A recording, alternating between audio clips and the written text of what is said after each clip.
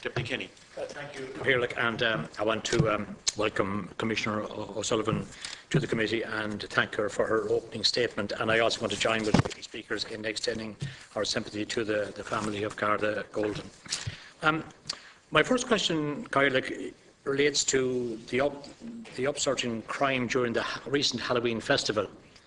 I mean, normally it's a kind of a family and children event, but this year, in parts of Dublin and in parts of my constituency, there was a number of quite serious incidents. One of them involved, in the Donaghmede area, an attack on an ambulance and an attempt to get the patient out of the ambulance. Understandably, they didn't succeed, and the ambulance was immobilised, and another ambulance had to come to the assistance on that occasion. Secondly, there was another public order instance in another estate, a fairly large one in Clare Hall, and it got quite an amount of coverage in the media, and that happened again on the Halloween night. And the third one was in Beaumont Hospital. A man was stabbed in the hospital on Halloween night. Apparently the man had been assaulted or stabbed a few hours earlier in the Priorswood area. Now, the fact that all these things happened, I know Halloween was on a Saturday night this year, and Saturday nights probably tends to have a higher incidence of people, this kind of behaviour, but the level of antisocial behaviour that happened on that night was, I think, something that needs to be looked at. Normally you have incidents around bonfires, and you have sort of the kind of antisocial behaviour when things get out of hand. But I think on this occasion, the kind of what was happening was at a different level, and there would appear to be some kind of criminal involvement in some of them. So I'd like to know if you can devise a strategy to actually deal with that in case this happens again. Thank you, Deputy. I might ask Deputy Toomey if that would be okay to answer that. Thank you, Commissioner. Chair. Yeah, Halloween night was a particularly challenging night for the members of Garda Síochána, and indeed for all of the blue light services.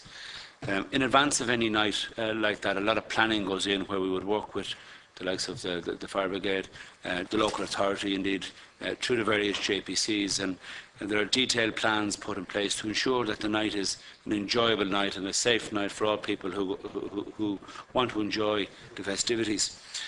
On this particular occasion, and indeed from previous years, there has been an ongoing improvement and an ongoing reduction in the overall level of antisocial behaviour incidents in various communities, and that trend actually continued this year.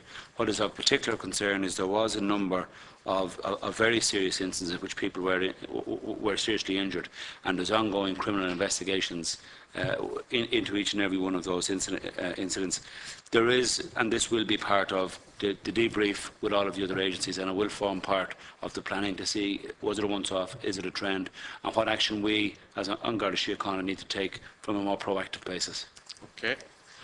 My second question relates to the burglary of dwellings, and a lot of the recent debate has been about burglaries in rural areas, and I understand that in fact the burglaries in rural areas have actually gone down, but they've actually gone up in the city areas and in Dublin in particular.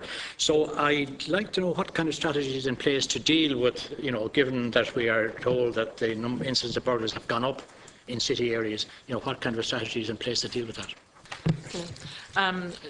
Thank you, Deputy. The burglaries, certainly in the statistics, would show that burglaries in rural areas are down, and that the increase is in burglaries in urban areas. However, I think statistics sometimes aren't really helpful. I think what it is, it's focusing on the victims of crime, because any victim of a burglary is a victim too many.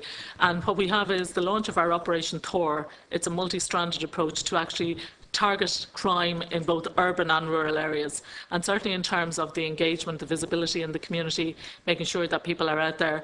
Mr Culhane mentioned earlier, it's not just about having high-powered cars to deny criminals the use of the motorways, but we've also invested significantly, for example, in mountain bikes, particularly for urban and more densely populated areas, to have Gardaí visible and engaged with those communities. And if you wish, Chair, Deputy Operations can talk more about the specific details. Mr. Toomey. Yeah, particularly in relation to Operation Thor, we've done a detailed analysis, a temporal analysis of this type of crime, and we're using that analysis to deploy our resources in advance of where we think the crime will be to prevent them. And we will be deploying those resources. They will be highly visible with a single aim and objective to prevent crime happening in the first instance.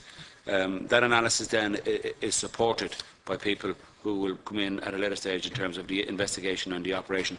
So when the Commissioner talks about a multi-strand approach, initially it is out there to prevent a crime happening in the first instance through a high visibly uniform presence, supported by our crime investigations and operations at a later stage. Final question. The Garda response when we have these, traffic management or traffic hold-ups. This morning there was an accident on the M50, and a lot of the traffic in the North City was going very slow, and a lot of people were late getting to work. And about a fortnight ago, we had a DART strike or a rail strike on a Friday morning, and the Malahide Road, the Hoth Road, Clontarf Road were all slow-moving traffic. In Fairview, there was complete standstill. People commented to me they didn't see any Gardaí on the street. People don't behave very correctly when there's this kind of situation. People try to drive through red lights and make the situation worse. And I think there's a need for a kind of a Garda presence, particularly at these junctions where you have several junctions. And people commented that they didn't see anybody on that particular morning. These kind of things happen unexpectedly as well. So I'd just like to know, is there a strategy in place that when you get a traffic standstill happening for whatever reason? Thank you. Commissioner. Thank you, Chair. Maybe Deputy Commissioner Operations will take that as well. Mr. Dewey. I suppose the simple answer to the question is yes, there is a procedure and a working relationship in place where all of the agencies come together, the likes of Garda Síochána, the various different transport groups, Bus Éireann, Bus Áthclia, and the DART and Rail, to provide that support and to work together to ensure the free flow of traffic around the streets of Dublin. I suppose in the last 12 months there has been a considerable increase in the traffic volumes, and it is that balance between the increased volume and the capacity of the road network to ensure the free flow of the network, the free movement of the traffic, that causes the challenges on a daily basis. And I suppose it proves how vital the likes of the M50 is to the road network around the city. But there are ongoing meetings on a monthly basis with the National Transport Authority, with all the various different transport groups, to prepare in advance for situations and events like happened today on the M50, and for ongoing trade disputes. But what happens when you lose one arm of the network, the likes of trains, that moves people out onto the roads, which is already a congested network, and that creates difficulties and it creates challenges. But there is a lot of work, there is a lot of cooperation to try and minimise and reduce the delays. Thank you.